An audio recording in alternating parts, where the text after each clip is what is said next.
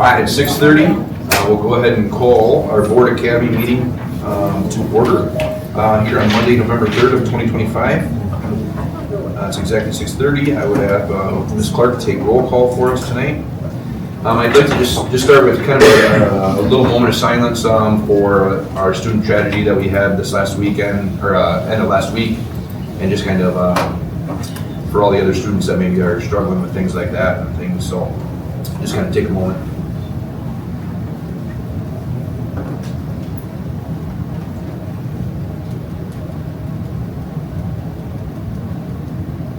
Okay, thank you. So we'll move right in. First, I would look for a motion to approve the employee resignation that was embedded. So moved. Motion by Teresa, do I have a second? I'll second. Second by Sue. All those in favor say aye. Aye. Any opposed? Okay, and then a motion to approve the employee hires or contracts that were embedded. Administration recommends. So moved. Second for that.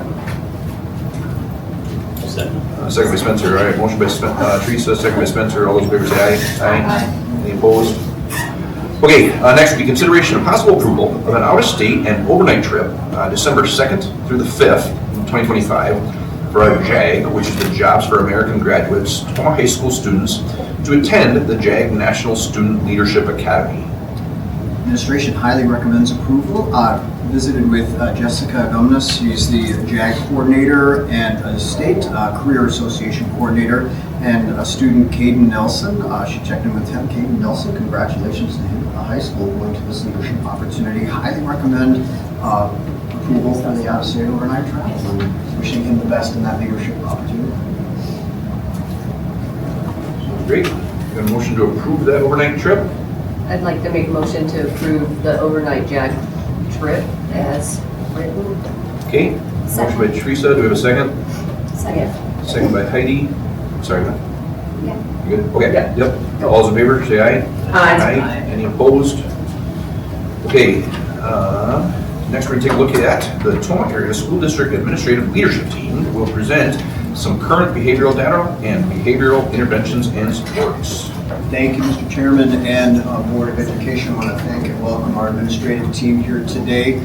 Our second meeting where we're walking through behavioral data this evening, coming through our panorama piece, which also is linked into our Infinite Campus, and then to talk more about the interventions that we have going on throughout the school district that we've been doing for quite some time. PBIS is certainly nothing new in the school district, but absolutely has evolved over time, and based on the information we've received in the past 3 years from surveys, etc., we're building a stronger, more robust, and more effective pathway for that, a culture of modeling behaviors we like to see, and advancing those positive supports moving forward. So I want to thank the entire administrative team putting this together. They're actioning this along with our amazing faculty every day.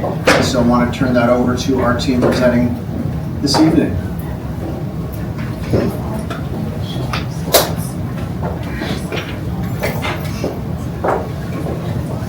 It's a team effort. Trying to. It's okay. It's okay. You got this. All right. Good evening. Before we get into student discipline data, I wanted to take some time to educate all on how behavior fits into the overall picture and the functioning of supports for each student. So this is part of the systems we have been building across the district at each school. The board has dedicated substantial support and learning time on the academic portion of this continuous improvement through the PLC framework for our staff. This includes the formation of guiding coalitions at our buildings and at the district level, all the trainings that those teams have gone to. It also includes dedicated PLC time for collaboration and work around anchor statements that you have allowed us to do and continue to learn more about. We are also building the social and emotional portion of this continuous improvement through creation of an SEL coordinator position and dedicated classroom time for this learning. This chart up here shows the framework for continuous improvement for behavior, academics, and social emotional learning, multi-level systems of support. They all go together. They can exist independently, but the strongest school districts we'll have all 3 in place. Tier 1 is the learning of all students, like I had discussed last time. So all students get Tier 1 learning. Tier 2 learning are supports students will receive if they're not quite understanding what's being taught yet. Tier 3 are the most intensive level of support students can receive, but they also will receive Tier 1 and Tier 2 on top of that Tier 3 supports. What the adults do in all 3 tiers is vital to the success of our students. For example, if the adults don't teach their expectations with fidelity to all students, not all students will know what to do, and this is in the academics and behaviors. On the academic side, this is question 1 in the PLC process. What do we want students to know? But this also is the same for the behavior side. Adults need to teach their expectations to all students on a continual basis. I like the story about a student in a class who doesn't know how to multiply yet. They should already know the skill. It's a skill that was taught in a previous grade level. So we recognize that the student does not yet have that skill, and we provide them with Tier 3 supports to help them instead of giving them a consequence for not knowing it. The same goes with behavior. If a student is showing us a skill, we can't assume that they were already taught the skill. We need to provide them with more supports. We teach and don't just consequence that.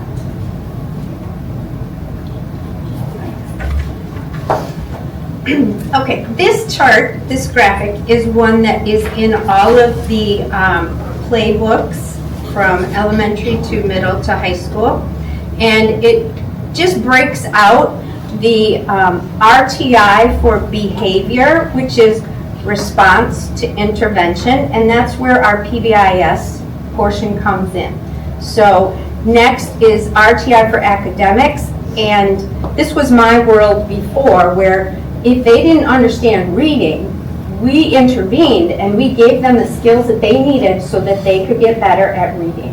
And we want to look at our PBIS as the same thing, but it's for behavior. It's that response to intervention. If they're not getting it, we have to keep teaching them, giving them those additional skills that they need until they get it.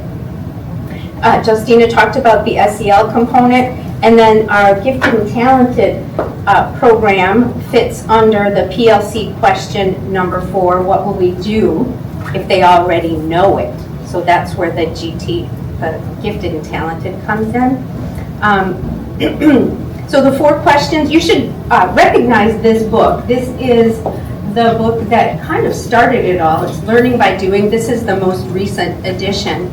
But everything that we are doing revolves around the 4 PLC questions. So number 1 is, what do we want students to be able to do or to be able to perform? How will we know if they get it or if they can do it? How will we respond when they don't learn? And then that number 4, how will we respond when they do learn or already know it? So these 4 questions are used at every collaboration meeting that the teachers are having, and the discussion is around academics and also the behaviors. So that first question that we look at is, what do we want kids to know and be able to do? So we start with that end piece, and we have these all in, you've seen our playbooks before, and a very important part of that is the matrices. So if you go to the next one, Michelle. The matrices define what the expected behaviors are in common areas. So I can speak for elementary. We are safe, we are responsible, we are respectful. So when we're in the hallway, what does that look like? What does that look like to be safe, to be responsible and respectful? So not only did we define that, and are we uniform across all the elementary buildings, but we have those displayed and teachers practice those. So in classrooms as well, all of our teachers have come up with their own expectations. So if they're doing small group work, what does that look like to be safe, responsible, and respectful? To put away materials, what does that look like to be safe, responsible, and respectful? And these are displayed in the classroom and in the common areas too. And I always say to folks that they're not so much for the kids, because I can speak at elementary, not oftentimes do the kids go and look at these and say, how many pumps of soap am I going to get? And I'm going to read that first. But it allows us as adults to remind them when they do go into that environment of what the expected behavior is.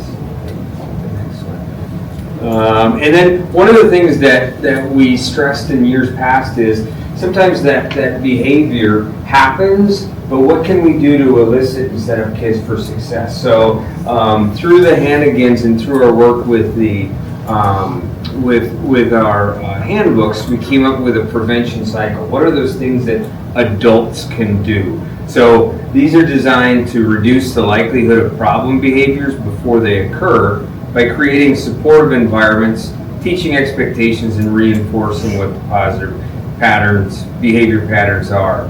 The goal is to increase predictability, structure, positive engagement for students, minimizing the needs for reactive or punitive. So these are things that if you walk into a school, you should see a teacher welcoming students daily. It's part of that building a sense of community. So our SEL coordinator and Michelle Powell, who we've met before through CSA, have created a practice profile. So we can go in and teach these. So I had one of our sports staff members work with the rest of the sports staff on what does active supervision look like. And that was on the practice profile. So it's doing those adult things that then contribute to a positive culture and climate for kids. And Brian couldn't have said it any better. We are taking, this is a perfect transition, by the way. We then took our lesson plans and we provided at each of the levels step-by-step directions for our staff.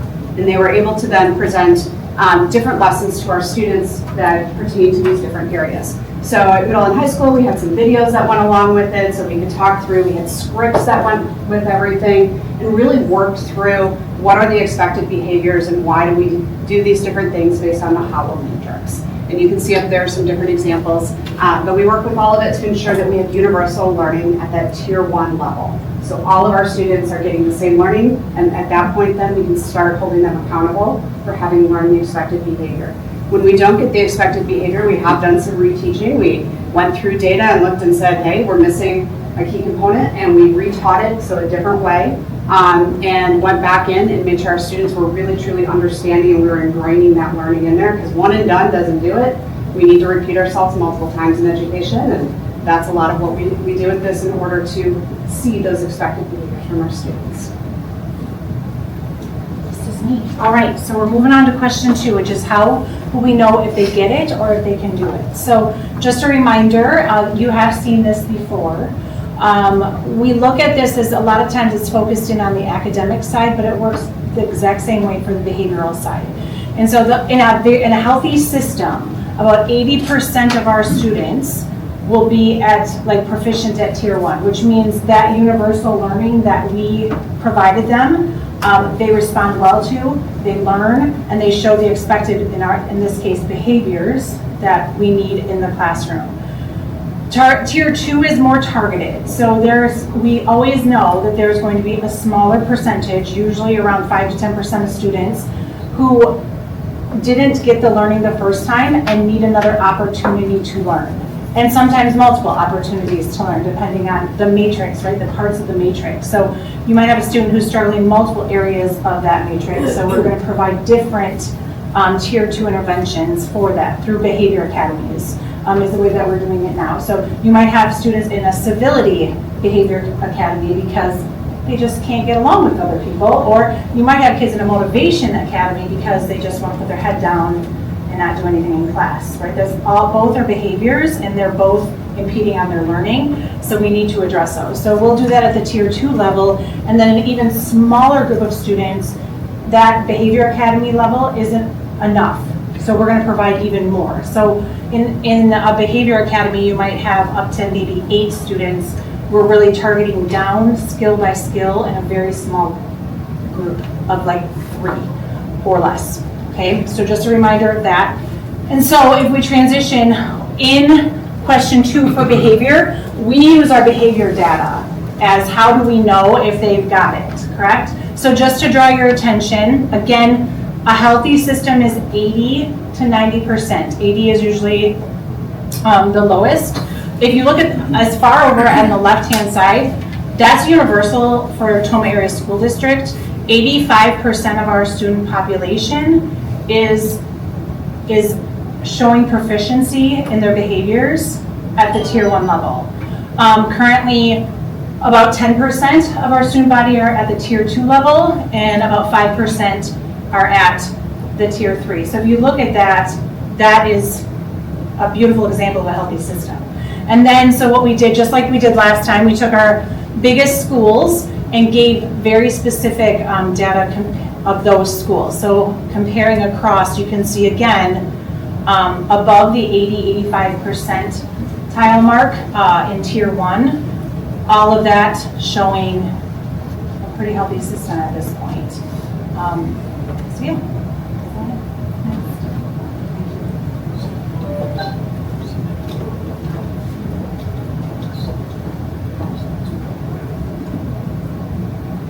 So once we've established that we've done a good job getting through that first universal part of our system, so what we saw right now shows that we're doing that part, but then the next part of the question is, what will we do when it's not solid for everybody? Because our goal is obviously 100% of our students to be completely proficient at everything that we teach, including the expected behaviors. So on some level, we need to acknowledge that right now, yes, there are behavior issues in our schools. I would argue that that's probably more universal than just our school. It's something that we're going to see. I do think it's really important that as we move into the problem-solving part of what we're talking about today, what we're going to do about it, I think it's really helpful to keep that perspective, that 2,544 of our students are successful in Tier 1. That's a small town worth of people doing exactly what they're supposed to do, responding well to that first instruction. There's 73 students who are in Tier 2, so they're looking at behavior academies and additional small groups, doing a little double dose of some of that universal work and maybe more targeted to that way. And there are 128 students altogether between all of the buildings who are looking at a Tier 3 level intervention. So it's safe, they're still getting that Tier 1, they're still getting all that good first teaching, they're still getting small groups or targeted instruction or academies, and then we're layering on additional support to help bring them to a place where they're competency in the areas that we're trying to help them grow in. So some of the things that we do are to take that universal and bring it down to that more individualized level. This is what we did for everyone all together, and so we're going to work on it in smaller groups, see if we can shift the focus or get it just more targeted to that student and that behavior and those things that are affecting that one individual child or that small group. And that's where we see SEL teaching coming up here again. Second step, Kelso's Wheel of Be Good People and Social Stories. My colleagues are going to go through some of the other ways that we respond to students when they don't learn.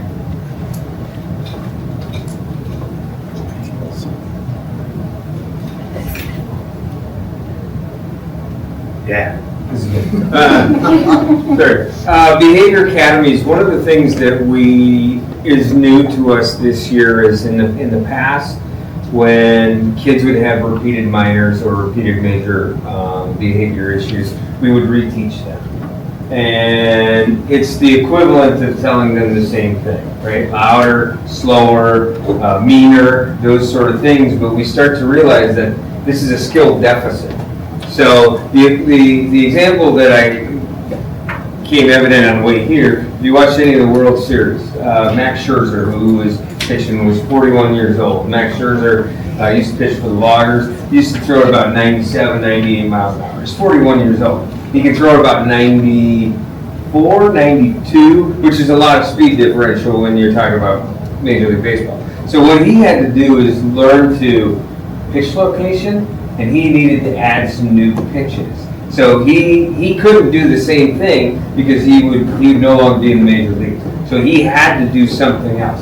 So that's what we do with kids that are in academies, is we teach them replacement skills. So for instance, I'm doing 2 behavior academies. They're called Hands Off Academy. So it's for kids that have had infractions on physical behavior. So it's starting to recognize before I go hands-on with somebody, there's an emotional response that I have. I start breathing heavy. One child said, I might swear, and that's an indication that I have to hit the pause button. So we're teaching those skills for kids. The different academies that we have at our availability are Hands-Off Academy, Civility Academy, Organizational Skills Academy, Social Skills Academy, Upstander Academy, Motivation Academy, and Emotional Regulation Academy. And those are canned ones that we had gone to training this summer, but we have a template that essentially we can teach replacement behaviors for any common theme that we see. So various schools are doing academies. Myself, I'm doing the 4th grade group and the 5th grade group, and out of those I have one student who's had a physical infraction this year over the course of 8 weeks. And in fact, testimonial, I had one student in PE who was frustrated, and he starts yelling there's 2 kids that were in ESS and PE, and one saw the other frustrated, and he started yelling to the other one to hit the pause button. So it was pretty cool that he was doing it. Now, it's not everything, right? It's just another way, level of support for kids. So that's Behavior Academy. All right. At the middle school, we are doing this, and we have infused it in with our behavior contracts. When students get a contract, we have built in at step 3, they are automatically put into an academy. There's 7 steps to this. Academies that we currently have running our Motivation Academy, which we just call our Attendance Academy. Currently, we have about 8 students, I think, in that academy. We have the Civility Academy. That one runs for 4 weeks. They meet twice a week. We just had one group of students finish it, and we just started a new group of Civility. We created one, so we have a template, and we call it Healthy Choices. It's for students who bring a substance to school, so that we can put them in an academy. Any student that gets an in-school or out-of-school suspension automatically gets placed at step 3, so they would get placed into an academy. Currently, we have 20 students on a contract, or we will at the end of this week. I have a couple meetings coming up. But the big news is we have 2 students who are off of a contract already this year. Today was a big day. We had one student, Amy, picked up a big bouquet of flowers, and she is a kiddo that had never gotten something like that at school before, so there was lots of tears at the end of the day. As far as a tier 3, that really comes from us in the office. If we don't have any students on a step 5, 6, or 7, hopefully we don't go that high.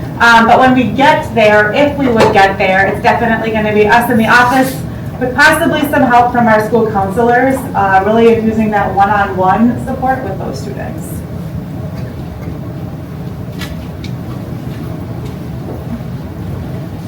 Excuse me. So, Department of Justice, the State Department of Justice Office of School Safety developed the behavioral threat assessment management process a few years ago in response to any particular imminent threat, danger to the security and safety of the buildings.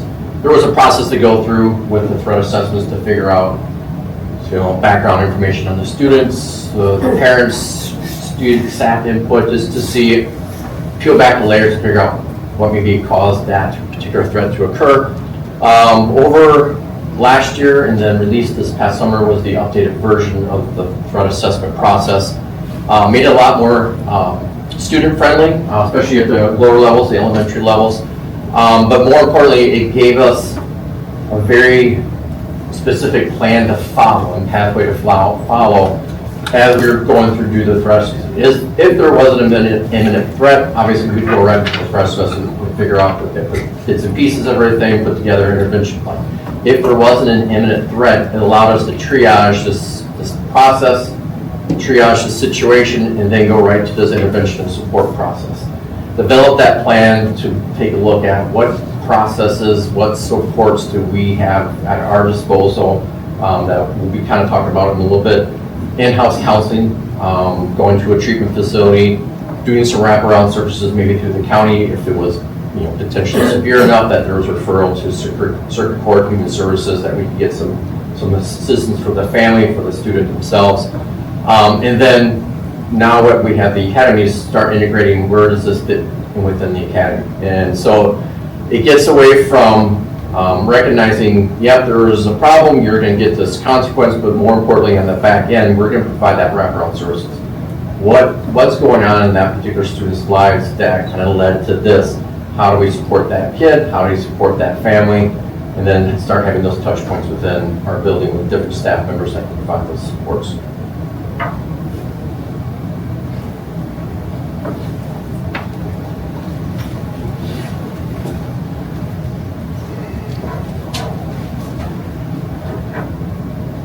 So I'm going to take a little bit of a dive in special education. Okay, we're going to kind of deviate from all and talk about students of special needs. So students with special needs are a protected class in the Civil Rights Act. You all know this. You've heard these presentations from me many times. Some of the students are identified for having emotional or behavioral or other types of special education or educational impairments. Okay, that's protected class 2. Okay, and again, we do have detentions, in school suspensions. We have school suspensions. They can, at a younger level, sometimes they miss other events. Things like that. We have meetings with families. We've talked a lot about a lot of outside influences. An example would be over 10 years ago. For those of you around the board, we worked with the Department of Health to bring in small businesses that deal with mental health. They don't work for the district, they work for these families. And we just ran out of space. We can't house them anymore. But they serve about 300 students every single year. And again, that's just another layer. So when we talk about special education, there are certain stopgaps that occur when we have a student with a severe behavior. Okay? So if we have little Paulie Jr. here, and I'm a general ed student, pretend I'm Paulie Jr., and I don't have an IEP, and I do something that would warrant a suspension or, gosh forbid, an expulsion, normal policies follow through, and I'm either in front of you with my family, or I'm working with an INLU or something like that with administration. Students with with an IEP, they have certain protections. The reason this protection was put in place back in the 70s, and again, for some of you, yes, that was just recently, and I'll explain what it was like beforehand, is that they were kicked out of school in droves, like it was in bucket loads, okay? And actually, a lot of the civil rights stuff, occurred around that time because we found that under the Constitution, there's something called the 14th Amendment. It's something about you can't discriminate. Okay, that's part of it. And that's out of a Supreme Court justice ruling of Brown versus Board of Education. Like, I can't say this student can go to this school, but you can't because of your protected class. Okay? And protected classes, a lot of people realize, are like gender, race, things like that. But what they don't realize is medical or special impairments also fall that way. So again, these stopgaps are things that, like, let's say a student can be suspended. Yeah, all students can be suspended, including those with IEPs. Students with IEPs can't be suspended more than 10 school days out of school in a school year.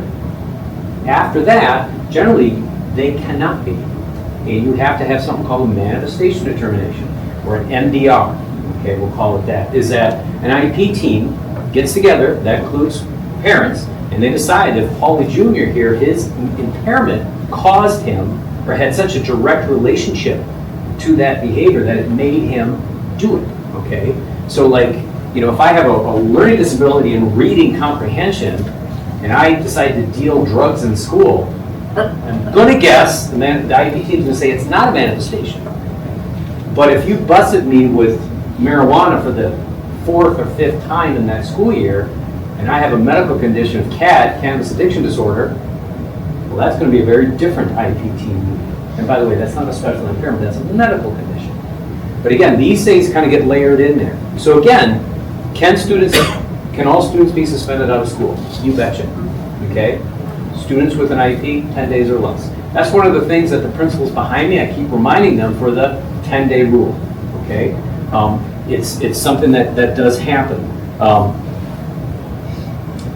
If it's a manifestation of the child's disability and they did something that would be expellable, the IEP team is going to say, no, board, you're not going to even see them.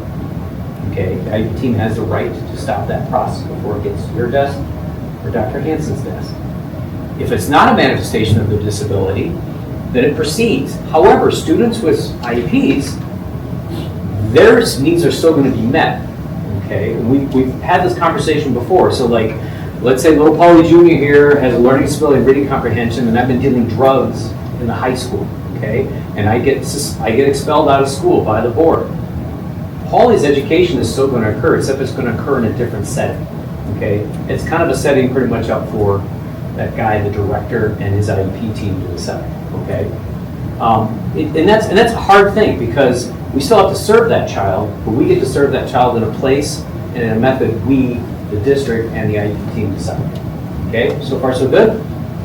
All right. Now, one of the things that's really hard is, and I'll get back to some of our students that have impairments, some of their impairments can be challenging. You know, I like the colored graph that showed just a very small number of students that are in the red there. Some of those students have IEPs, and a few of those students are a challenge. I mean, it's some days are tough, but we're talking about a very few number of students when you look at the whole of the district. And so we do many different things. We meet more frequently. We might bring in some new strategies. We might bring in maybe some outside therapists or something like that to help maybe collaborate on how we can work with the students. We might try a new method. You know, we might, you know, instead of trying ABA, we might try the ziggurat model or some other form of strategies that work with mental health and education. We continue to pour in the professional development with our staff to continue to try. You know, based on other information, sometimes our students have extra support to keep them on task and to keep their hands on themselves. They're monitored so they're not alone or in unstructured environments as much as the next. In the end, IEP teams meet frequently to address behavior because it is the one area that, you know, can be more of a challenge. You know, eventually, like when students with reading, we do make pretty good progress, but we also make pretty good progress with behavior. But behavior, like mental health, is not I'm going to fix it, it's going to be fixed in a week, not even a year. It might be 5 years, it might be 10. Okay, these things take time. All right, we're dealing with human brains, you know, still developing human brains. I think we're going to talk now about outside supports. You ready? Sure. You did all the work. So after we try everything, then we also reach out to other agencies to support our students, such as placing our students to Cooley Connections or Northwest Journey, area like this for a temporary time to support the students. We also bring in counseling from outside to support our students on a weekly or bi-weekly, depends on the need, to support some of our students. And Dr. S said it very nicely, we have 1% or less than 1% of our student population will need that kind of support. So, just so. All right, and then question 4, how will we respond when they do or already know it? And so we have wonderful incentives set up across the district. At the elementary level, we have classrooms that create their own PAW reward, PAW goals, and when they reach those goals, the class votes on what they're going to do to celebrate that. We do building PAW goals, and we just met one at Miller, and we celebrated with we would play a song over this loud system, and we'd do dance parties throughout the day. There might be a pie in the face if we reach our goal for November. We do things like weekly PAW drawings and PAW stores. So there's lots of good things being done to recognize those students who are following the expectations and doing what they need to do. Also, we have different character traits that we'll recognize each month with students at the elementary level. At the middle school level, they have how were these habits. They do name drawing, and this year they started bringing in community members to do different activities with them. Like recently did one Outside kickball with the fire department. and that was a big hit. That was a big Yes. hit. And the high school also, they have been working on attendance, and attendance matters. with different monthly challenges. So that is how we respond when the students do get it and when they know what they're doing. And that completes our presentation for tonight. So do you have any questions or discussion? I'm sure we're gonna have some here. I just wanted to just iterate. I don't take it lightly that you're all here tonight. It's fantastic that you're all here. I know Tim is sick, but every single one of you is here tonight. I know you're away from your families and everything else, and and I just appreciate that you are continuing to put so much time into this, and that you're here tonight to present it to us as a full team. So just thank you for that. So otherwise, we got other questions, I'm sure, or discussion. I do have two questions. I would like to see more data of different behaviors. I don't care if you can put them all together between middle school, high school, and elementary if it's going to show somebody's behavior, but I'd like to see the data on physical behavior and verbal abuse to teachers, that kind of data broken out and seeing what the percentages are and seeing if that goes down. And then if there's any way to get this kind of presentation, because I can't see that at all from my seat. I'd have to be right up on that screen. Is there any way to have it embedded, give it to Dr. Hansen first, and then so that he can embed it into our screens? I would appreciate that immensely so that I can see more of what you're talking about. Thank you. And thank you very much for your hard work. Just a quick question, I guess. Do you have any goals set for, I mean, you've got some rough data right now and it's early, it hasn't been, too many weeks yet, but do you have any goals set forward for what you want to try to meet or achieve in the end of the year, midpoint?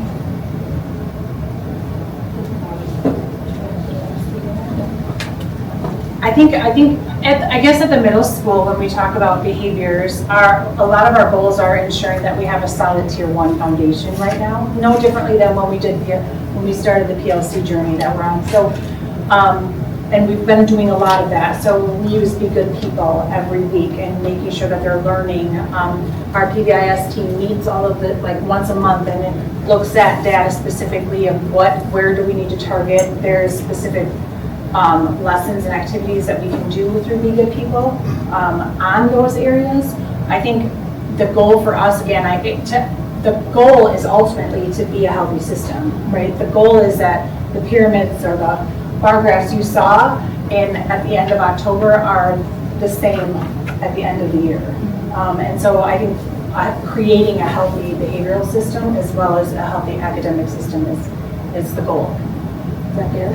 Certainly, and I think it's fair to say too that when we talk about that little red chunk, I know is what's got all of us thinking really hard, right? Those students that maybe have IEPs, maybe don't. Some of the concerns that you just named, Teresa, are the kinds of things that I know we're kind of keeping an eye on. But I think it's fair to say that when we're talking about specific students, they all have their own goals. And we're working as teams. Some of them have official IEP teams, some of them have informal building teams or somewhat formalized building teams where we're creating really specific goals based really specifically on that student's data and exactly what they need. We're setting targets for growth and regular check-ins. So at that level, some of those goals are really, really specific to a certain student. But I would agree that from a tier 1 and even a tier 2 standpoint, that's why we have our PBIS committees set up to review that data regularly to make sure that our system is at least strong enough that we're not creating some of the problems that some of our kids are experiencing. I think going along with that, you kind of led right into it, is a big goal is that academy work that we're doing and continuing that work. And within that, like Melissa said, it's very specific for each student, watching their data, because that's part of your meeting every week. What data do you have? What write-ups went in? And celebrating when they don't have any of those. I had a little kindergartner today, and I was like, look at this, you made it a week and you didn't put your hands on anybody. And he's like, yeah! So just celebrating, and like Brian had said, giving them the replacement skills. But that's huge this year, making sure those academies are set up and that tier 2 is solid, and just watching that individual student grow. One of the things that, this is a PBI's framework, so it's from, we get a lot of support from CISA as well, so one of the things that we all just took was a self-assessment survey. So all of our staff members took a survey on the important components of how are things in the general community, the classroom, and then tier 2 and tier 3, and then also rank it in high priority, medium priority, or low priority. So looking at those from year to year that our staff take on what they perceive as we have in place, partially in place, or not in place. So we use that as our action plan too, to how do we create this system rather than just responding to each individual thing that comes up. Because there's several things that you think you're never going to see, and then guess what? They come up in the day. But how does our system respond to that? Can we respond to it? Would the board want to see the building that he's talking about? I mean, that's the global piece for each building, right? The SAS? Yeah. Is that something the board wants to see?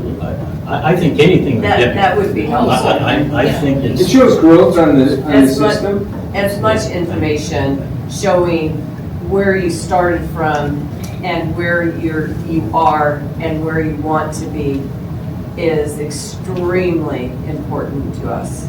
And seeing that your good behaviors are going up and the bad ones are starting to do this, and de-escalating the whole district as a team. Okay, would you be able to bring that slide back up on the current data? Because I think we missed something here. You know, I have the 24-25, and you can see those populations, you know, we're 83, 85, 83, 94, 97, 87, and you see that the green, that's where we want to be, and those numbers have demonstrated, I mean, we're 78, I don't want to pick on a building, but went up to 90. That was going to be I a can't clarification question I was going to ask Yeah. is this building numbers correlating to the information that you gave us on October 6th? Like, do the building numbers correlate? I can just answer that because Justin and I are working that together. We only did 6 buildings because at the end of the year, when all the data was in place, the panorama system only spit out data for 6 because the numbers were big enough. So in the fall, we were able to see 8 buildings with data. And I don't know enough about the system of panorama, if that will continue, or if the cell size gets smaller and smaller, then they won't start reporting that because then kids are identifiable. So was the question on building one was in October, was So also building building, one today? yeah, so building 5 that he was talking about is 78, 12, 10, and then he's looking at building 5 on here saying, oh, well, now they're at 89, 4, and 7. Just And building that's why one, I'm building asking one all if the it time. That could be actually something we correlates. could show next month, Okay. the 2 buildings together. Right. So a new school year data set. Okay. I also have another question.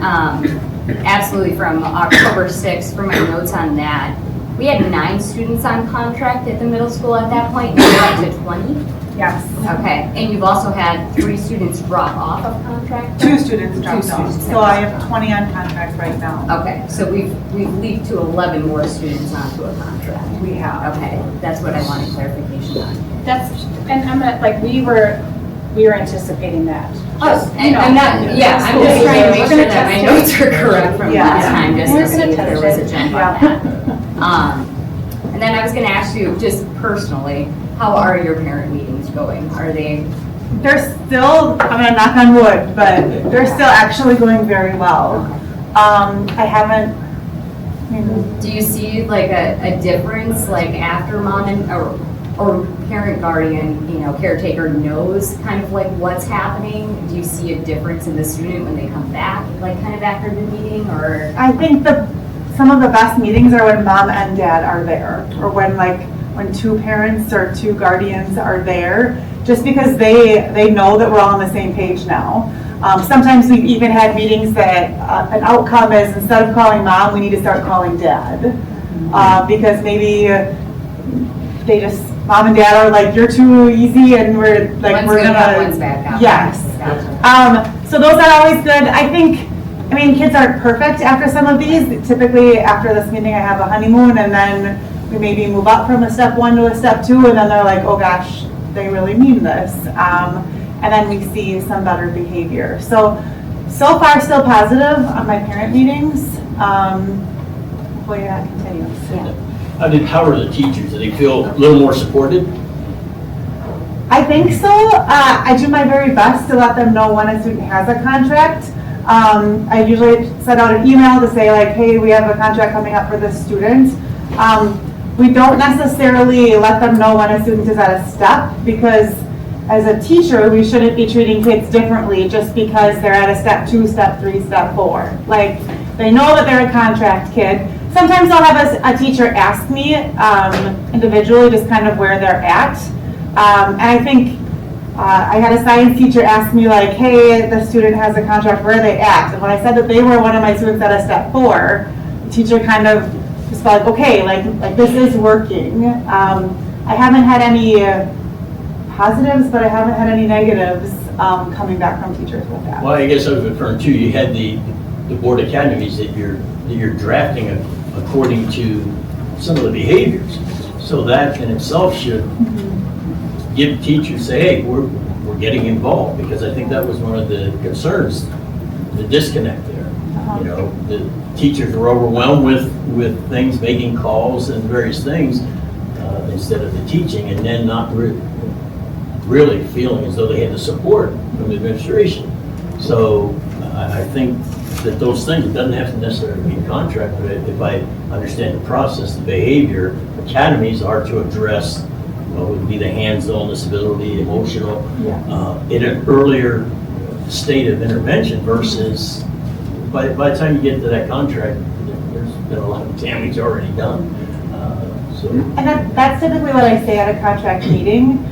Whether we start at a step 1 or we're starting at a step 3, it's built in. And I tell families, like, this is to ensure that your student knows our expectations, and then what they choose to do if we're not following those expectations. Now, I have a few who struggle for various reasons. Maybe they have an IEP or something going on, and those might become our tier 3 kids, or will become our tier 3 kids, who will get a lot more individual attention from us in the office. Do we have any data on how many students with IEPs are out of that 128? I don't know that. Not for the presentation this evening, but the data is definitely there. Could we get the data for that? We'll double check something. I don't think we'll meet any threshold. That would be any conflict of things. So, yeah, we'll take a peek at that. Thank you. I think tonight I would just like to reframe this too, in hearing this fantastic system that you have going. So thank you, board, for approving all of the activities that are within it. While we do take the surveys every year in May, you're hearing too, our teachers are getting these perception surveys all the way around. So I would like to propose that our next meeting be with you all in February, because we're in a compacted November-December timeframe. We get right back to school in January 2. And I just, if I hear from the team, you know, if there's something they'd like to bring sooner, but I would like that gift of time to keep moving forward on our academies, keep moving forward on all the different assessments that we have in terms of how healthy our systems are and how our employees and everyone is their perceptions of how we're growing as a team together in this very important piece. So if I hear anything differently, we'll bring something to you sooner, but I would like that opportunity in February Board Academy to give you that mid-year check-in. I would like to see that too, because we noted at the beginning of school year, we saw those deficiencies. So we want to see retention. They're out, they come back to school, did it stick? You know, because that's where you'll see, whether it's, so thank you. I think fantastic job of presentation and the enthusiasm that I can see in that, and I'm happy. May I ask a clarifying question? Sorry to keep you standing, I'm sitting. Maybe can I just ask the why behind the breakout so that we get you what you want? I was just curious because of his example of there's only 10 days out of school suspension for those students, so that's why I was. So nothing more than just the pure data? Just pure data, yeah, just the number. How many students have IEPs out of the 128, and then by February, whatever that number is. That number is. Thank you. Great, thank you very much.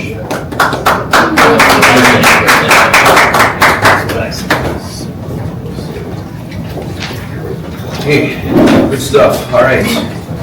Next, we'll take a look at consideration of possible approval to revise the minimum bid amount for the Tomah Area School District land sale we have going on. So I see a couple faces of confusion. So we did not get any bids at our minimum bid of 9,000 an acre. What we did receive was not at the $9,000 an acre. And in talking with the attorney that made sure we had all of our paperwork correct, it would not really be fair to the community to accept any bids lower than 9,000 an acre, because not everybody would have submitted something if they weren't at the threshold. But he also did say the board can do what they want. So, Which parcel of land, or was it both parcels of land that the bids were on? We did not get any bids from that. And I think that's probably, or for Jackson County. Jackson County. And out of the two parcels, that one is, I think, the nicest if you were looking to invest in something. Yeah. So part of that may be advertising too. And not getting it in the right hands of the right people that know about it. What harm does it take? Is it to just take it off the market for a while and just sit on it again? What harm does that do to our district financially? None of the funds were built into any budget or anything. I think it might be worth pursuing the bid that did come in on the other property on Highway 16. That came in at 5,000 an acre.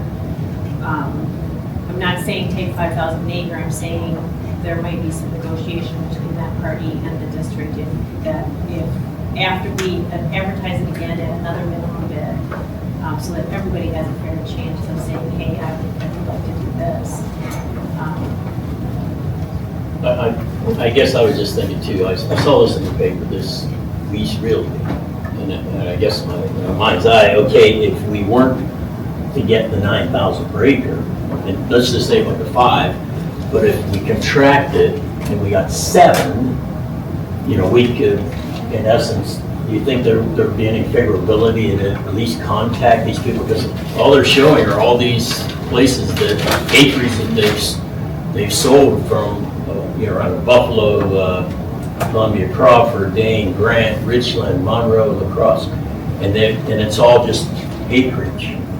I think that's one of the places I emailed and just said, Oh. hey, in case you have clients looking for land, Okay. in the okay, sidebar, you're not going to get a commission, but you will from your buyer. Well, that's. But I just, You never got a response. No, and I only did it, the Okay. 2 that I knew about, and there certainly are probably more out there. Okay. I'll be honest, I have a problem with my old now, and I get a text, I bet you almost twice a week from somebody that says, Dave, we noticed you have vacant land. You mean a company? Just a company like that. Yeah. That just says, we would love to try to sell it, or we would love to buy it, or whatever. I mean, so there's a lot of guys out there trying to sell. And I'm not, and that's, I guess the question in general is, do we want to contract with anybody, to help out, Would it spread? I guess that was the only thing. They have a network. Wider range. Yeah, they may pull someone in and still not hurt us financially. I don't know. It's just what I I have to see. think we would have to consult legal counsel just to make sure, because I don't think that I can call Susie, my best friend, that's this person, to be that person. I think we No. probably have to. No, put a- you have no. Well, yeah, but if that doesn't- You can. You do have to have that. 100%. So whatever the board wants to. So do you have a recommendation for the minimum to lower to, or you want us to come up with it, or you want us to say? Well, I have my personal, I have no land selling knowledge to share with you. Just that the one up north is more valuable overall than the one down here. I think we're more apt to get the higher price on the land up north than the one inspired by Swaga or a 116. So what are you suggesting, that there be very minimums, based on there, We just saying a one for all? If that's.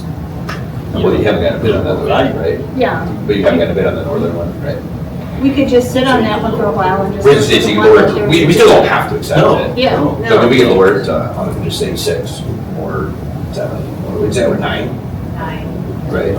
I just feel like we're taking a loss as it is at 9, and I think we just need to sit on it for a while, because we're going into the winter months and people aren't buying as much now, and with the turmoil, the way things are politically, unfortunately, that's the way our world is, that if we just wait like another five months and see where we are overall society-wise, and then the spring people start to buy.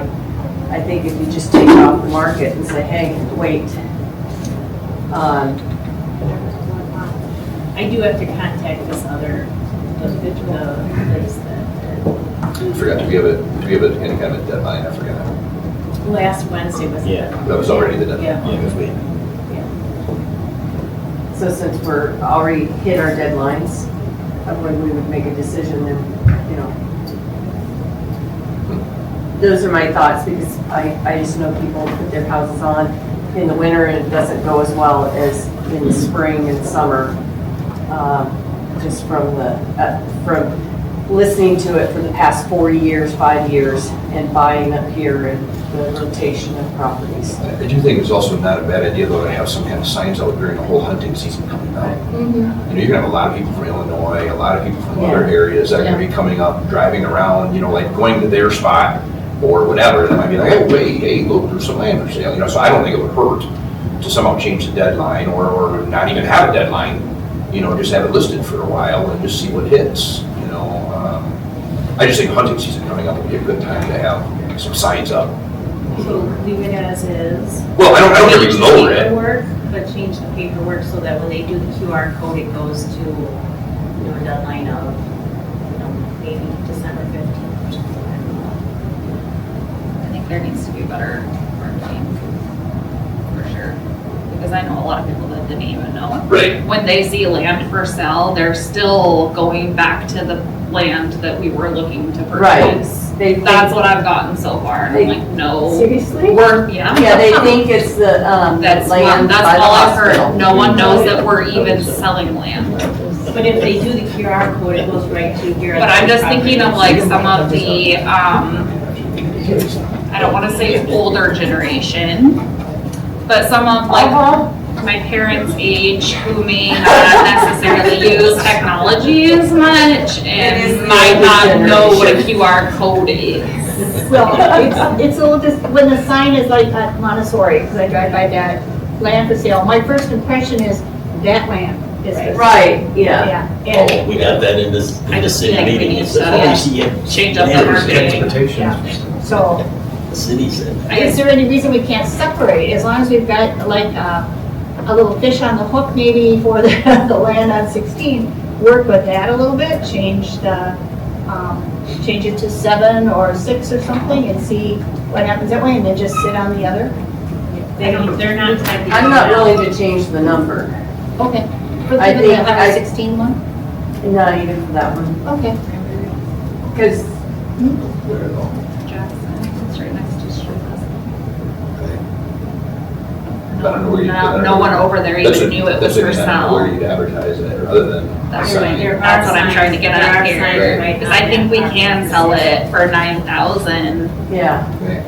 but I think it just, like, no one over there knew that that's what, so like, just, I don't know, change the wording. So but- we can just extend, you guys can decide what you want, but we can just extend the deadline, leave it as is, just extend the deadline for now, and then revisit again in 2 months or whatever. At least get us through deer hunting and stuff and start to spread the word more. And there is a sign that we had commercially made on the Highway 16. And then there just is a normal for sale sign on the Jackson County. Right. And that's what I think a couple of those would be nice, just to have a, like I said, when hunters are going around. You could get a commercially made for sale sign for the Jackson County one. I haven't seen that one. Is it more hunting land or is it like? Oh, yeah. Yeah. It could be locked too. That's Hunt, kind of definitely like, hunt, definitely hunt. that's kind of like huge to market towards your audience, right? Like, are we marketing more towards like farmers or hunters or?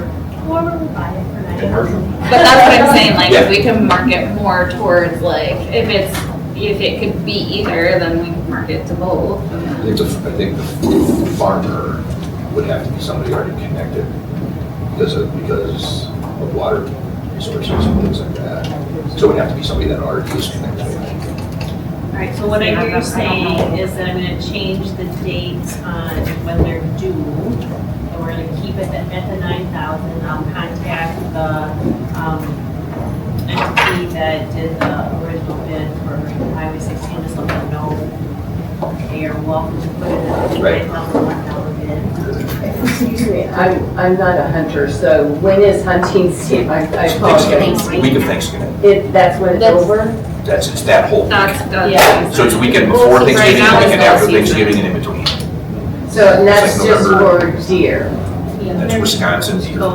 And what about for all the other That animals all out falls there? in a different time. So like turkey already happened and will happen again in the spring. Right. That's really all Right, it's. but like when the You have elk hunters, like that's. Well, very small right now. Not that It's- There is. So can I but get, it's can I get a extremely small right motion now. for what You get it. we're doing? Can I get a motion for what we're doing? It's your. I usually don't do it. You can't make your. I can't. Yeah. Okay, so you want to make a motion? I make a motion that, I don't know if I'm gonna get this right, I'll make a motion that we extend the due date or the end date for that and then pursue, make more aggressive marketing. I was just trying to get a clarification on the end date, Sue. Are we just gonna leave it open-ended? Put a date I on think it. there has to Put a be. date. There has to be a date, yeah. So put it in January? The other thing I was thinking is, would a business be looking at doing a tax something by the end of the year? So that's why I didn't know about You being. can always extend it again. Yeah. Yes, that's true. I'll say December 15th. So you're just gonna extend it to the 15th, Yes. nothing else? But you said, when you said aggressive marketing, what do you, is that, we need more clarification or? is it More just- is it succinct just- marketing of this is the property, this is the property. More around. signage, put it that way. Okay. I'm just trying to figure out how that. Yeah, we're not ready to sign on with the real estate agents or anything, so let's just say more signage. And talk to your friend Clear or. I'll try to, I'll Well, I have been talking to people and that's how I knew that people thought we were just talking about like, and I don't know. Because I haven't been over there in a while. By somebody about So that. we get a motion by Sue I to haven't extend the been to deadline to March December in a long 15th time. and try to advertise a little bit more. Signs. Okay. More clearer signage. All right, second for that one. I'll second, All right. now that we've like destroyed Sue's motion. Still be good, I got it. Motion by Sue, second by Teresa to extend to the 15th and some extra signage. All those in favor say aye. Aye. Any opposed? All right. Sounds good, spread the word. All right, next, consideration and possible approval of the updates to the Tomah Area School District Employee Handbook that are presented right now. All right, here is all the signage I have for you this evening. So thank you so much. There was a correction just made. I want to thank Teresa for catching that down on number 30. I had some run-on information. This is the actual updated one, but I'll get to that one in a moment. So I will be there. So these are all updates basically from board action is already taken, just time to start cleaning up some things. And I sent out copies of the handbook to everybody, and Michelle, I gave exactly. No, you're good. This They is have a exactly question, how we're I doing it. have Yeah, it you right bet. We don't have, they're just going to walk through these, and if there's any questions, comments, concerns, just we'll get these squared away pending board approval this evening. So on page 9 of our handbook, we do have a brief history, and so we just, the current one ends with a referendum in 2019. Obviously, we have the 2024 one, and then talking about how that referendum failed. So just adding to our history there. On page 10, we have van drivers here in the school district as well. So in that section, adding /van drivers. That clears that up for everybody in the employee definitions. Then over on page 11, we have a lot of the trainings that the board has offered. Any relevant trainings, our support staff members are absolutely coming to our trainings, so we want to add plus any relevant training days on page 11. Right now, it just says the first in-service day, but we've been offering multiple days of training. So on page 12, under building administrators, the current principal and principal of the requested transfer positions. So you've got your policy 3130, but we want to make sure that there is this piece that's not a part of policy, but when there is a transfer between buildings that are requested, we just want to make sure the current principal and the principal of the requested transfer are all communicated with. And so I have letters and things I hand out for that, but I just want to make sure the principals are communicating there. So that's just practice that we've always been doing. I just want to make sure that this is in there. On page 13, deleting the section about the 4515 calendar that was board approved to not continue that calendar a couple of years ago. On page 29, we no longer utilize the Frontline platform. The state's moved away from it, and it's not supported or anything, so now we have all of our teacher evaluations. We'll have all of those are on a Google Docs platform created with CISA4, and we house everything here, so that is the practice. Also on page 29, in the section of facility and security, that second paragraph, deleting just the desk and closet keys because we want them to turn any other appropriate keys as well. So just updating what the current practice is. Over on page 30, it had been for quite some time, the 3 days that we'd be closed, we could accommodate those 3. Well, now with our 1-hour early release, it's 2 days will become remote learning days for that, so we can absorb 2 free and clear. I want to thank you for those, but then anything beyond that will become remote learning days. This is also embedded within all the calendars too, so it should be 2. Also on page 30, so if a Wednesday call were to be made, it's a late start on a Wednesday, we're still going to release at 1 o'clock because that's already a part of the 1-hour early release on that. So it's just a compacted day, but everyone's got their plans already. Tom and I were visiting about this one too. We'll never know if that day will come, but it's just best if we start late, it's still an early release. So it's already part of the day. So we highly recommend doing that since everybody's already in motion for that early release. Workers' compensation, that language, we recommend adding that to the second paragraph. If no paid leave is available, payment is made directly to district through the district's workers' compensation carrier, and the employee is paid through the district. And, Michelle noted that this protects their WRS contributions. Page 32 and 33, there was a board update in policy, policies 3213 and 4213. That just needs to be put in. So I just threw this in there to say, yeah, we've got to get that policy updated, which you approved last year. So that just needs to be updated through board action previously and now into the handbook. Page 34 on section threats of violence. We want to add the word professional duties, performance of everyone's professional duties there, professionals in the organization. And Wait, you want to add it or delete it? It's in taking it out, excuse me, gosh, that's important. Yeah, that should be taken out and struck. Or is it add? No, it's No, taken add. out because Performance of his or her duties is what you want to say. Okay. My So it apologies, that should have a implies strike through. So, deleting that, thank you. Bettering professional staff, page 40, deleting exact pay. We have already got that for mentors, that's already in our Schedule B. So on page 42, there's a reference to time for grading. We had not added grading days and calendars for the last few years, and even for 26, 27, so striking that. You see a strike through, I think I just got it walking through the PDF there. Page 44, so our 4K teachers,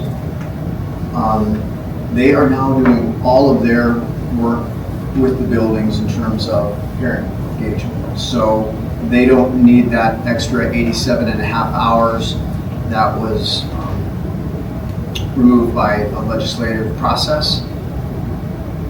So now they're just going to do all of their outreach with their buildings. They're all one and the same. Page 45, delete the $27 but being paid for 1 hour of work. Then we found on page 47, there's a 10th bullet up there that references the grading and preparation days, since we just don't do those anymore. Delete that. And then just adding the S to all district in-service days on the 6th bullet of page 50. On page 52, the board had previously approved December 24th and December 31st as support staff paid holidays.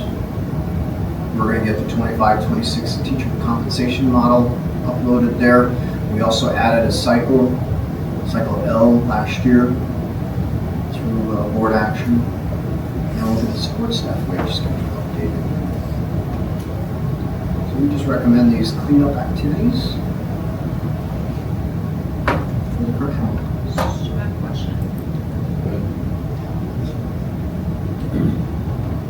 So we have a page with all the changes made, but without having the actual handbook to see how it fits into it makes it kind of difficult. I don't vote on things unless I can see like the big picture, and I feel like that this is not really giving me the full picture. which one do you want to see, or all of them? So I did some digging and I found the handbook, but I haven't had time because it took me forever to find it. I haven't had time to actually like go through and see how it fits into it. It took me like 2 hours to locate it. To locate what? The employee handbook. I sent it to Which email? That's what I was trying to pull up. I didn't have it. It was on Thursdays. Thursday's email, which Did would not have been see that. the 30th, right? Okay. I don't have a 30th email. I got the calendar proposal, but I didn't get I got the calendar employee twice. handbook. So I had to go roundabout way to try and find it somewhere, and I found it. I have it on the 30th. I don't have anything from the 30th. I don't either. And I don't have anything from the 30th, and then on the 31st, I got the calendar, and then when it said agenda on the 31st, I got the calendar again. So that's all I have in my email. That's all I have. I have a calendar. Nobody else got the handbook? I did. I did. They did. On the 30th, I got it. On the 30th, I got it with 1, 2, 3, 4, 5, like 5 things embedded. Yeah. I didn't get any of that. I didn't get it. Okay, so I move to table item 7 as proposed updates to the Tomah Area School District Employee Handbook pending further review and discussion. I'd like to second that. I can bring it back to 30.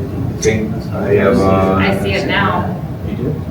So, okay, so 9:41 on Friday the 31st, we were sent an email about the calendar error. Now scroll all the way down. On that, it must have been replied to it because there's, Okay.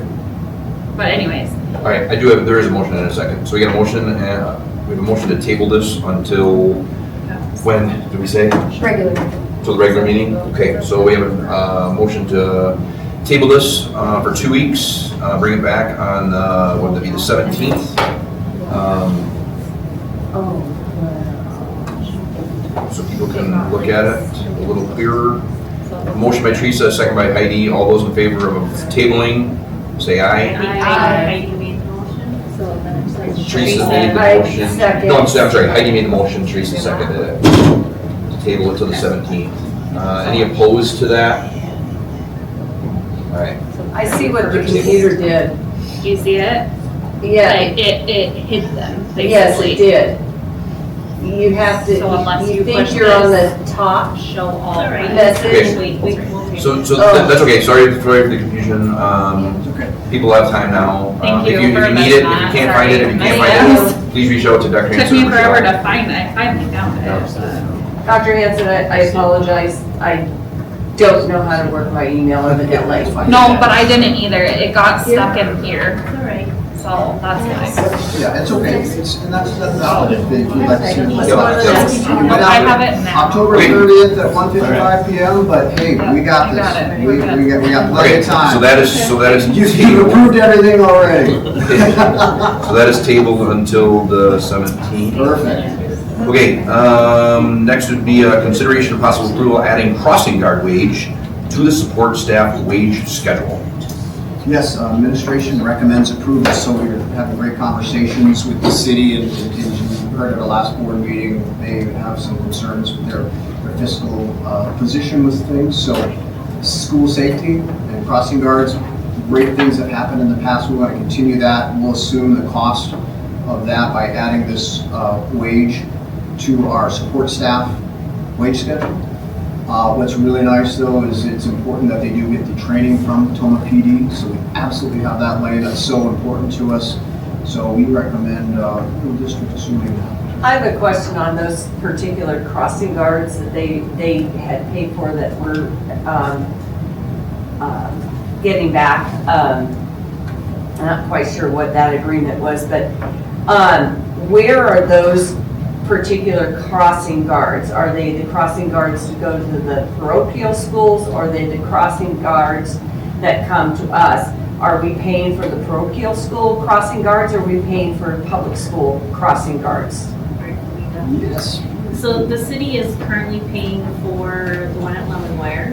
And Okay. that has, and the reason that's not turned over, they've had a long time employee that lives kind of right there. She's the best. And they haven't had an issue trying to find somebody. Okay. And then the other one is the one that's between Miller and Queen of the Apostles. And we have reached out to Queen of the Apostles to sit down and say, how are we gonna do this together? Because it's their kids and it's our kids type thing. They have other two positions, they have not filled, I think, this whole school year for sure, if not part of last school year. So they just haven't been. So are we going to end up paying, since the one person is embedded in the city, I don't want to disrupt this crossing guard. Since the one person is embedded into the city's employment and benefits and stuff, are we going to continue to pay the city? Are we going to pay the city so that they can pay that crossing guard, so that she can continue to be embedded with their system, so her whole system doesn't get all messed up, or what are we going to do? Well, our next meeting with the city is to talk about all of this, because the impression that I received was that the bottom line is crossing guards will not be in their budget starting January 1st. And the two, Lemon Wire and the one at the Queen of the Apostles and Miller, we have to have them both there. Right. So we would just resume those two spots. I'm going to recommend that those people become employees of the district, so that we're not paying the city, so they pay them. Right. And they are really only doing it when school is in session. And kind of what this is at other schools, like at the Grange and at the middle school, there are crossing guards there also that the city has not been employing, but they are our support staff. And so that's probably where we'd be filling the other positions, minus the maintenance position, would be from our own staff. But what we have found that it is a very stressful and intense situation sometimes with drivers, and not taking away from anything that our support staff does in our building. When you're standing out there in front of a car, you may need to be paid a little bit more for that time when you're out there. So the proposal is that our current staff, let's say they get paid $22 an hour to do their job in the building. We would be proposing that they get a bump during the time that they were crossing guard. So like, for example, at the middle school, I think it's a half hour in the morning and 15-ish, half hour-ish at night. So we'd be looking at really at one person making X amount of dollars per hour for crossing guard, and then the rest of his or her time would be their normal wage. And we didn't really come up with a figure. We wanted to hear your thoughts on it, but I think it needs to be what currently is being paid, which I think is $25 by the city. I don't see that as an issue. I mean, all it's gonna take is one accident and somebody getting killed or hurt The fog on severely. Halloween morning alone for the little wire crossing guard, I can't even tell you how she stopped me immediately and was like, tell your board members, tell them. I'm like, and I will. Like, the amount of work that she does to make sure that those kids are safe, especially on Glendale Avenue, you have all the buses coming in and out of the school area. It is unbelievable. And she's been a crossing guard forever. I can't. And the city has said, we have those where you push the button and the lights flash. They said, we can take them and move them at certain places, but like the light would always be flashing. Yes. At certain places. Yeah. At the Grange, that might be okay because there's about 20-ish, 25-ish kids that walk. But that number's getting bigger because they're building houses and stuff out there too. So a person's going to keep our kids safe.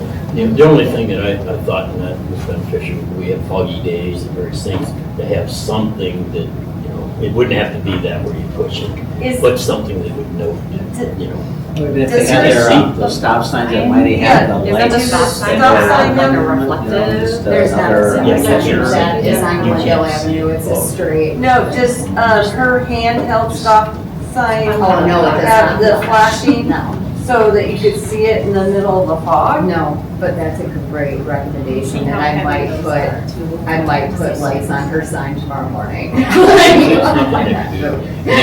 get battery operated Christmas lights. I don't care what it is, so that somebody will see her. And they did indicate that they would be involved, the city would be involved in any training. Yes, they will. Yes.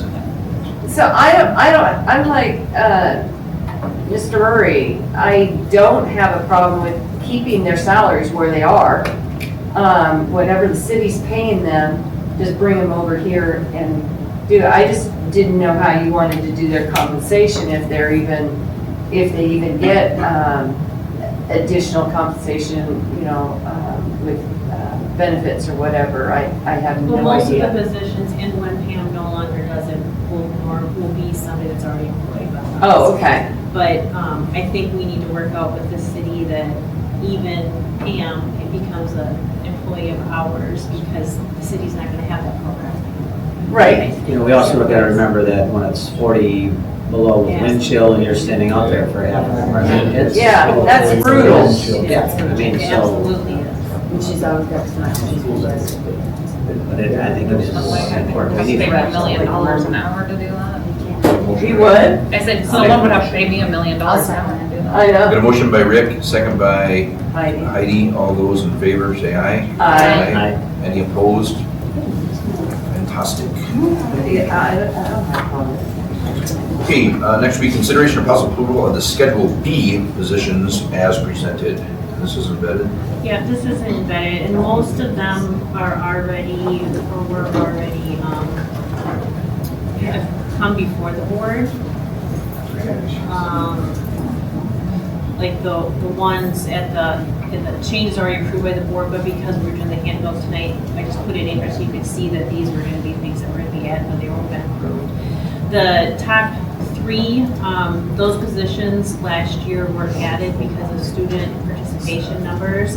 I believe there was like 39 tennis players at the middle school, one person cannot do that. So they, an assistant, and the numbers, or, whoops.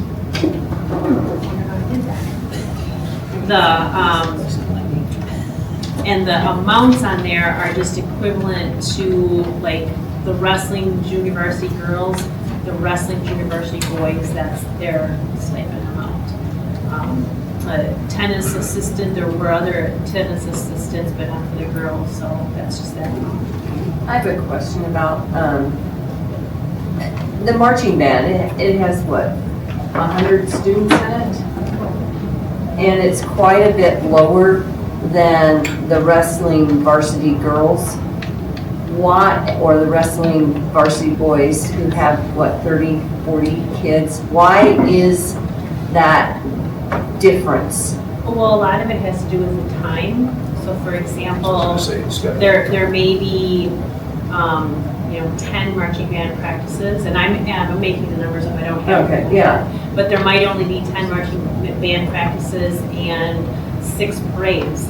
So that's 16 days, whereas, our winter seasons go from now until February, where it's the amount of time. And we did a comparison of area schools, the marching band, all of these in the middle here that have already been approved. Yeah. We did a comparison of other districts so that we could be competitive with them. So all of these were raised last year. Well, I'm just gonna go pick on the show choir too. I mean, with how many hours of rehearsal time versus the practice time for the sports is two entirely different things. So, and again, it's a lot lower than their counterparts in the sports. And I just think seeing that dichotomy, if you're looking at hour to hour spent, and you're basing this off of, that's fine, but if you it just doesn't look like it's equitable. My kids were in show choir and in basketball, and they had way more time in basketball than they did in show choir. Show choir still in class? Did we get rid of it? No, it's not a Okay. class. Fantastic. It was in 2002. The board already did approve all of those prior, so we did a deep dive into that. So we recommend adding the student participation numbers. But yeah, so thank you for bringing it up. That can be cycled through again. We did a deep dive into that to update our Schedule B previously, but. I would like to know, I'd like to know how many hours for a sport, how many hours, like Mr. Janevko said, his kid was in both of those things. How many hours is being in show choir before school even starts, and so on and so forth, and how much time it takes per day, and how long their season is, and because all I hear is nightmares from parents, and then versus like basketball or in this case wrestling or whatever sport you may choose. I can try to compile that or talk to Mr. Kruger. Yeah, I really would like to know the difference and if you recall, was it 2 years ago? Like Schedule B had not been looked at in eight years or so. It's been a long time. So we did compare all area schools, what we were paying compared to what they were paying, how they were paying, and that's how you did a massive upgrade about 2 years ago. And then, as time went on, we discovered the ones that you approved last year, that middle group, they were not looked at as closely, mainly because Tomah's big, and so not all schools have all of these things. So we try to be as competitive with and paying our people the best we can. The one that the bowling for girls and boys that was not increased, and I think maybe we just forgot to do it 2 years ago. I'm not sure, but the amount of time that bowling does is comparable to powerlifting, and that's the powerlifting. They were like at $700 or something like that. I think it was just something we just didn't.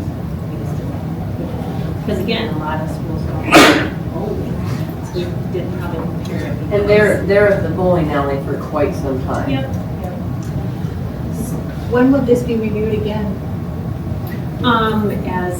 As needed or whatever. You know, it would be, now some schools, they have, every single activity is a certain percentage of base salary. So that means every year, your Schedule B is going up a certain percentage of every base salary. Financially, for us to try to do that, we just can't do that. Right. Something would have to be cut in order for us to keep up with that. So the feedback that Mr. Kluger received when we did it is that as a whole, the advisors and coaches were thankful that after 8 years that we looked at it and that we made it competitive at that time. So it's not on a set schedule to review. And it doesn't automatically just go up. I would make a motion to table this pending the hourly breakdown, because we need to know what. We did the all hourly hours. breakdown 2 years ago on all of these positions. So, And I'm supposed to remember 2 years ago the hourly I breakdown. wasn't here 2 years ago. so we're only, just so you know, I mean, we're looking at the items at the top. The rest have already been done. The rest are all, we're that not middle looking at section isn't everything. even up for play right now. Right, we're not talking about everybody's, all of our teachers, all of our, it's literally just the ones at the top. The rest are already done. Right. Okay. So I make a motion to approve the Schedule B positions as presented. Okay, motion by Heidi to approve it as presented. She already made a motion, so we either need to take care of. I'll just withdraw my motion. Okay, thank you. There you go. I'll second Heidi's. Okay, motion by Teresa, second by Heidi. All those in favor say aye. No. It was second by me, motion by Heidi. Oh, I said the backwards, all right. Motion by Heidi, second by Teresa. All those in favor say aye. Aye. Any opposed? Nay. Okay. All right, 6-1. I still want the second section, the B, that one that we didn't pass. All right, next would be consideration and possible approval of the 2026-2027 school calendar with an August 24 of the 2026 school day start. All right, administration recommends approval. We did get approval from Department of Public Instruction on October 30 to start prior to September 1 through our application. Did the calendar committee get to look at this and They you're okay did. with it? Yeah, they did, and I'm the only one who objected to most of it because of, it does not take into account our military families who have off the Mondays of holidays. And so, just to fill you in on the committee, but most of the teachers, this is what they agreed upon in that committee. Yeah, I agree. And the reason they moved that September Veterans Day down to the end of the month, or end of October, was just because too many days off at the beginning of the year. It was all too congested with Grand Fest and so on, so they pushed it back a little bit just to make some more, so people could get on some sort of a schedule. And it's at the end of the semester, from Yeah, what I there was understand. something And else. so it just kind of fell into, okay, let's breathe time. And it also had to do with Halloween. I think that was a side benefit. I know. It wasn't a primary concern. It was not. So, yes, thank you. We had a really strong team there, and know that the calendar had been pushed out by respective representatives to the buildings.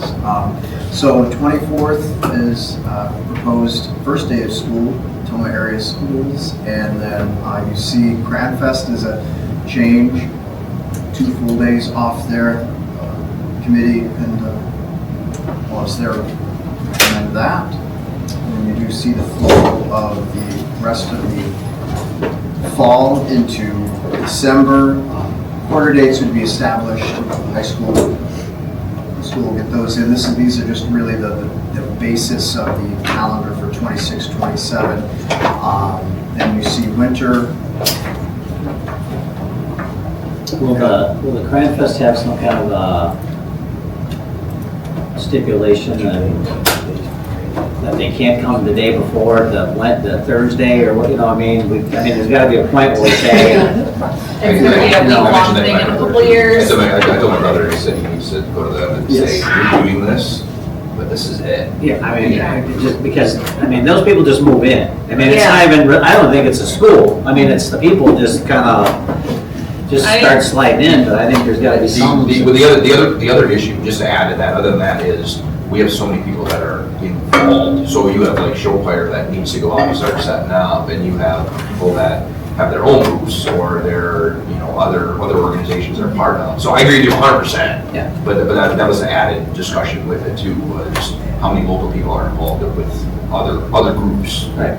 I think show choir building helps vendors set up. And so You're right, DECA does, 100%. and most of our high school students, they're gone, so. DECA's out there setting up and stuff like that. Sure. I'm not taking away from Cranfest, but I just know that, they'll just start encroaching on, Wednesday night. It's not fun having kids go there and being worried about all the people that are there. So I like the 2 days because I hate them being, I almost just took them out on Thursday before. Well, that's what Tim said, it is so hard, He's awesome. He's the only reason I feel comfortable with my kids being there on Thursday, because I know he's on top of it. So do we get a motion on Yeah, it? no, not yet. Before, I'll make the motion. Okay, got a motion by Rick to approve the calendar. There's a second. I'll second. Second by Sue. All those in favor say aye.